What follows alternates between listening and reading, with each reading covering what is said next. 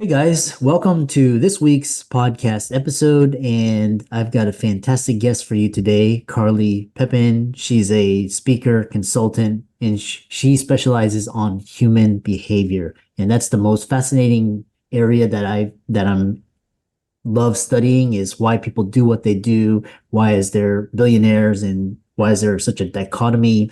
And I'm happy to bring her onto the show. So Carly, welcome. Thank you so much for having me, Chris. Yeah, and start off, we connected through Podmatch and talk about how your early experiences brought you to do what you're doing, helping people creating a life by design, and we'll dive right into the fireside. Absolutely. Yeah. So I know that growing up, I definitely had a different perspective on life in a sense. And like there's certain things that I loved and there's certain things that I wanted to do, but I definitely had a hard time achieving it. Businesses that I tried that didn't work out, there were circumstances in my life that weren't working out. And I just remember at a certain point being really slammed and really frustrated and feeling really lost. And at that point, I moved out of the country into Australia from Los Angeles because I assumed that would solve my problems. Then I got there and I was all by myself. And I realized, fortunately, that the problems come from within these external circumstances for how I felt. And then as soon as I was able to disconnect from those things and external circumstances, I had the opportunity to realize it came from the inside. And that's when I really began starting to understand human behavior, ourselves, why life purpose like plays a role in all of this, why we create and attract the things that we do and how to overcome them. So it was a real wake-up call. And it was cool because when I got back to Los Angeles, it had such a transformation in my life. I was really inspired, obviously, to share it with others. But now all of a sudden, I just remember just falling in love with the city because it wasn't about the city, it was about me. So now I really genuinely love Los Angeles. It's one of my favorite places in the world and where I call home base and can't imagine ever being outside of it for too long, just because that's how fulfilling it is for me to be there. So funny enough, it's just all on the inside. Fantastic city for creatives, especially in the film and music and all of that. Um, and so, talking about this, creating a life by design, especially in today's world, we have so much suffering and so much conflict, and just a lot of garbage. And so, what can people expect to change in their lives by shifting their perspectives on the stories they've created? Yeah, so the stories that we create are quite interesting because it's something that we set as the only truth, right? And one thing for any individuals, and I know a lot of entrepreneurs, business owners, they love to study, they love to learn, right? And as you learn, we realize the more that we know, the more we realize we don't know. It's a quite a humbling circumstance. And you're like, oh, I thought I knew this. And it's like, absolutely not. There's so much information and so much going on that we can't really know everything. And the same holds true for our perceptions. Those things that we're very stuck on and very black and white. You forget that there's 8 billion people on this planet, multiple cultures, multiple religions, multiple countries, multiple different dynamics in the universe of how people are meant to live according to who, according to each different spot. So for us to have the final truth, it's almost like having a God complex. This is our God complex. This is the final truth, and it's the final truth for 8 billion people on this planet living in very different circumstances. Like, that's actually not possible. So when we think about our stories really keep us trapped in this one way of thinking. And because of that, that's why we feel stuck and stagnant. You can't get to the other side of your challenges without actually understanding why they're there and appreciating them. Because when you do that, you stop being in this black and white persona and perception. And you open your mind up to this infinite world that's available to you. And all of a sudden, not only are you able to objectively see strategies and solutions, but you realize like they were there all the time. You just couldn't see them because you were so stuck in this story that you were running. And the story, funny enough, sometimes we're so attached to it because of what we perceive we're going to gain or lose on the other side. We might perceive we're going to lose something we love if we let go of this story. You might perceive you're going to gain something you hate if you let go of this story.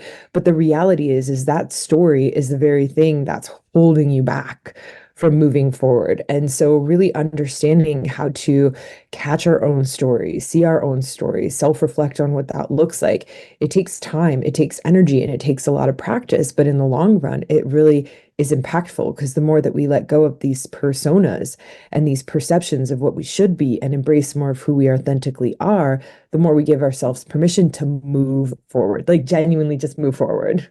Yeah, I love that. And I was reading this great book, and it's talking about these human needs, and then basically, how your physiology impacts your state and your needs. And then basically, you're talking about billions of people on this planet. It's just a combination of these different needs and, you know, peppered in with, core values, beliefs. What I'm really interested in this idea of stories because, there's self-inflicted stories. There's like, oh, she did this to me, or this is, the, government, this and that. And then there's actually like social conditioning. It's like you will get married, you will have kids, you will live in a white picket fence, you will have this X, Y, and Z career. So talk about this impact of narratives on your stories and how to break out of that.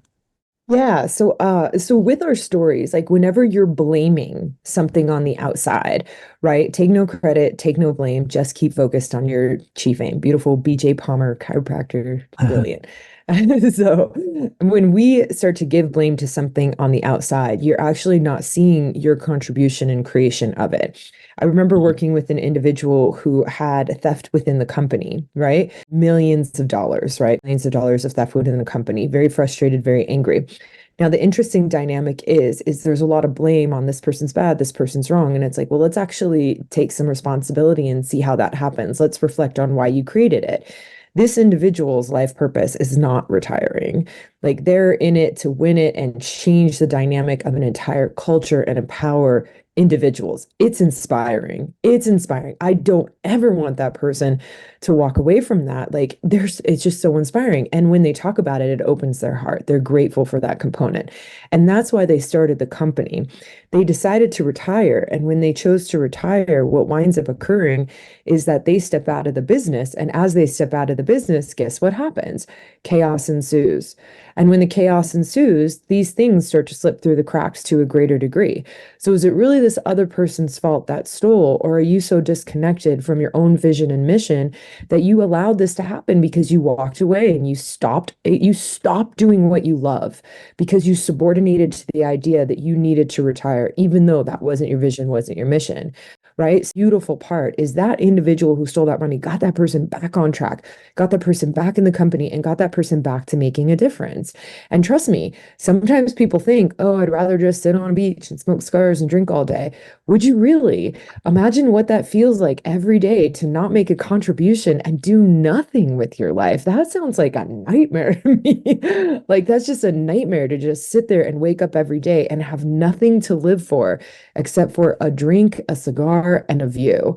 Like, that sounds like an absolute nightmare, as opposed to waking up every day and finding quality ways to be able to incorporate. I don't want you to stop going to the beach, go to the beach. Go to the beach, enjoy a glass of wine or a nice drink every now and then, a nice cigar, while you're simultaneously making sure that you're doing something meaningful. Meaning doesn't come from sitting around doing nothing and retiring. Meaning comes from actually being of service and seeing the impact that you make and feeling it. That's where the most meaning comes from. Nobody in their entire life in my business has ever told me that's the greatest meaning they've ever gotten was by themselves doing nothing with no purpose and nothing whatsoever. The greatest meaning that people share with me is when they've impacted someone else's lives. And so it's like, yeah, when we blame the outside world for all our problems and challenges, we're not actually seeing what's going on within us, you know? And I see this as well because divorce is like a really, really challenging situation to go through where people will blame each other in divorces and it gets highly volatile. Here's the thing about it. Both sides and both parties want to be right. And your story is that you're right. And the longer that you're right, the more money lawyers make because you guys go back and forth and you fight with each other. And if you look at how much divorces cost, we're talking six figures. And by the way, the lawyers don't care if you fight the whole time. They're just making a crap ton of cash on a monthly basis. They profit off of your fighting. When you come to terms and stop blaming the other for what happened in the marriage and you start to see your contribution, you'll start to see why the other person shifted and vice versa. And then there's also the dynamic of Why did this happen? Again, I can't tell you how many times, like even just working with individuals now, it's like we're getting to see, okay, cool, like you really just slacked off. You disconnected from who you were. And now, as a result of this person doing these challenges, even while you were married, that's actually what you got moving again. Because sometimes, like, we are so focused on the story that things are supposed to be one-sided and nice and pleasant that you don't realize that you didn't have it in you to just do it on your own. It took that fire. It took someone pushing you. It took someone yelling at you, getting frustrated with you, holding you accountable. Like, that's how much we're attached to our stories sometimes, that the universe brings in the perfect challenger to say, get off your ass and get on mission. Like, this is your purpose. This is what we want. This is the next steps. And we can sit there and blame this other person for as long as you want. But if you didn't have that challenge, you'd be still sitting on your ass, like doing nothing. So it's the love and appreciation for life overall, and realizing that life is not here to give you only the things that you think it should. Like, again, this is our God complex. Like, why is life giving me this? Life is here to give you what you're meant to have. And when we ask the quality questions to see how that serves us, it drops the story. We get into gratitude and appreciation, and you become resilient as well. Because now that you know that there's purpose behind this and you have certainty because you've seen it in your own life, guess what? You have resilience when it happens again. It's not going to impact you to the same degree. And you can actually move forward it more effectively and efficiently in present and future. It's really the power of the mind is beyond what we can imagine. Yeah, Yeah. I think that was so well said, and I think it resonates with, and it's really I love this idea of blaming and this one-sided story, and then actually kind of zooming out and looking at everything, and it reminds me of this this one talking about just how in this age of misinformation and disinformation, like you have the same scenarios, but people from different sides come to completely opposite conclusions.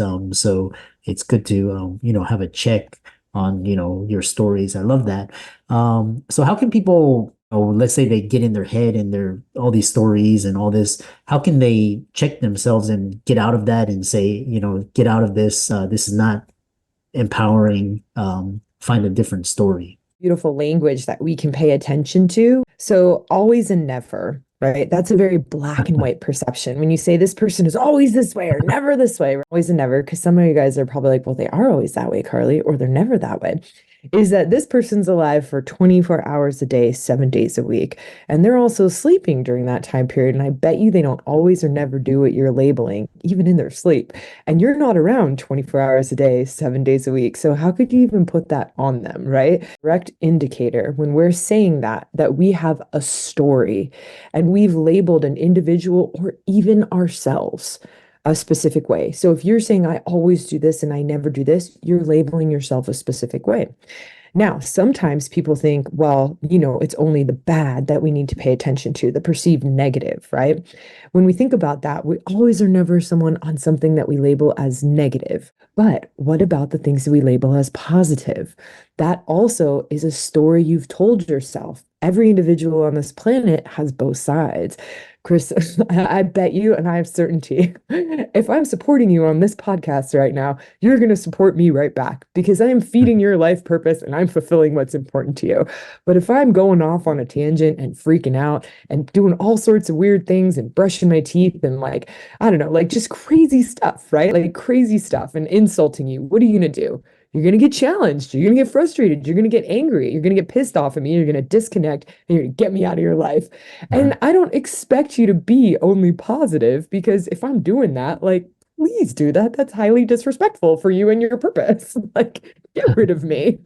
So, if we expect anyone to be one-sided, all positive as we label, like people just become pushovers. Like, you could walk all over someone that way. And if we expect them to be all negative and label them as all negative, you're actually not even seeing and acknowledging the other side of the person. People will fight and push you when you challenge their life purpose and things that are important to you. And they will support you and open up to you when you support that, when you support their life purpose and things that are important to them. So, really understanding when you say always and never on yourself or others, that's a story and that's a label and that's something you put on yourself. Another really cool thing to pay attention to is our shoulds. When you say you should do this, you need to, you're supposed to, you have to, you ought to, you've got to, you're in that moment saying that you're better than the other person and you know what's good for them, and like that's not true.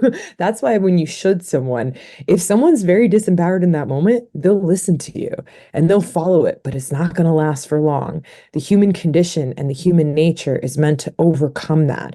And eventually you're going to get a fight and you're going to get a fight hard. I promise you that. And this is part of what I love about our human nature is that we're not meant to subordinate. We're just meant to be authentic. We're meant to be ourselves. So if you're subordinating or you see someone subordinating to that, expect them to come up against you after a certain period of time, right? So those shoulds have to, supposed to. That's you saying you're better than this person and I know better. When you should yourself and you say, I should, I need to, I have to, I supposed to, you are saying that someone else is better than you.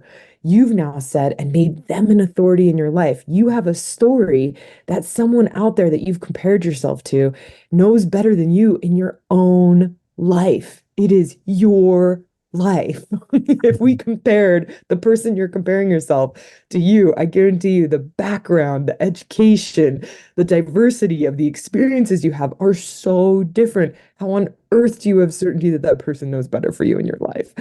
So catching that, those are actually where our stories lie and our misperceptions and our judgments. Our judgments are actually our stories. So the more that you're clear on catching those and the more that you can find yourself doing it, it's like the more that you're like, whoa, where is the story here? What about this is a story? I haven't actually caught this before. Some of you guys are listening and probably thinking about your shoulds and always and nevers and stuff. And you're like, how is that a story? Like, where is that a story? What is the story that I've been telling myself that I sold myself on? That is not true, right? Just start to give yourself the reflection and catch those stories that aren't real. Yeah, I love that. I love this always and these expectations and catch yourself. And another good thing is talking, whether something is empowering or disempowering, and that's how you kind of do a gut check. Um, Kind of rounding it out, you talked about authenticity and how does lasting self-worth, self-esteem, how do they both go hand in hand? Yeah, so we have the temporary hits. It's almost like a dopamine hit, confidence. And that comes from an affirmation that you don't have certainty is true. You can say an affirmation, but if you don't know it's true, then you don't believe it. So when I say I like to create lasting self-worth in someone, you can do that as opposed to just saying the affirmation. We find evidence in your life, actual data from your life experiences that what you thought was missing exists and where it exists. Because you might wake up every day and be like, I'm a millionaire, I'm a billionaire, and I want to make create all this money and do all this stuff. You technically already are. Again, you've compared yourself to someone who has physical finances. You put yourself down because you said that's better than your life, right? Having it in the physical form. And that's when you put yourself down, not realizing that every person has an equal amount of wealth on this planet, but we prioritize and focus it on the place and in the space that's most important to us. And if you look at the people you're comparing yourselves to, look at where they're lacking in something inspiring that you have a plethora of. And all of a sudden you'll realize, oh, they put so much energy here that they don't have what I have here. Would I trade that money for this? And you'll say no, because that's how valuable it is to you. That's how valuable. And so this is really cool because, like, when we ask those quality questions to find the data, and I can show you that data and I guess give you some insights to find that data within your own life, right? Then you realize and have certainty that that's inside you. And you cannot take away certainty.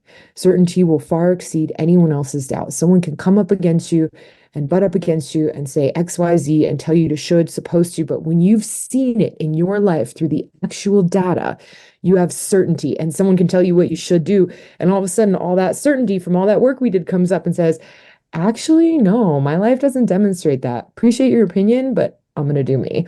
And that reconnects you to the authenticity and gives you permission when you're going to study with people, when you're going to learn, when you have mentors, when you have colleagues, when you have partners, that you can listen and take bits and pieces of wisdom from them, but also drop some of the stuff to the side that doesn't work.